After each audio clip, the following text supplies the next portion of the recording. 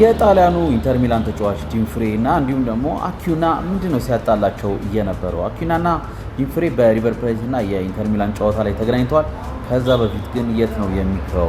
አኪዩናና ዲንፍሬ በነገራችን ላይ አኪዩና በግራ ክንፍ ተጫዋች ነው፣ የፉልባክ ተጫዋች ነው።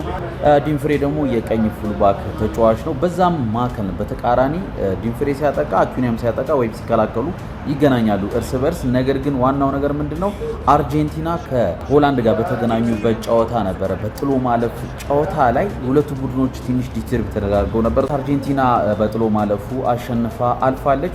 በዛ ዓለም ዋንጫ ላይ እንግዲህ ጸብ ተነስቶ በተለይ የሊቨርፑሉ ተከላካይ የሆነው ቫን ዳይክ በወቅቱ መጥቶ ዲንፍሬን አግዞት አኪዩናን ጥሎት ነበረ። በወቅቱ እነ ማርከስ ሮሆ ነበሩ፣ እነ ሜምፊስ ዴፓይ እንዲሁም ደግሞ ዲዮንግ ነበሩ እና ይህንን የቡድኖቹን አጋሮች ጸጸት ትላንትና ሲበቀላቸው ነበር። በዛም ቂም ምክንያት ትላንትና ሪቨር ፕሌት እና ኢንተር ሚላን እንግዲህ ላቲን አሜሪካ አርጀንቲናና እንዲሁም ጣሊያን የሚገናኙ ሁለት ክለቦች በዓለም የክለቦች ዋንጫ ላይ ትላንት ተገናኝተው በቃ ምንም ፋታ ሊሰጣጡ አልቻሉም። በተገናኙበት አጋጣሚ ነውጥ ነበር ሲያስነሱ የነበር። በተለይ አኪዩና ከዲንፍሬ ጋር በተያያዘ ምንም ሊተው አልቻለም። ዲንፍሬም ያን ቂም ይዞበት ስለነበር የጓደኞቹን በቀል መበቀል ይፈልጋል። በዛ ምክንያት ኢንተር ሚላን 2-0 አሸንፏል። ብዙዎች ሚዲያዎች ከዚህ ከዘረኝነት ጋር በተያያዘ አኪዩና የዘረኝነት ጥቃት ወይም አቢዩዝ አድርጎታል፣ ቃላቱ ተናግሮታል ነው የሚሉት።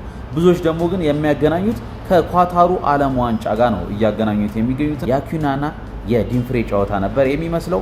እናንተ የትኛውን ትላላችሁ?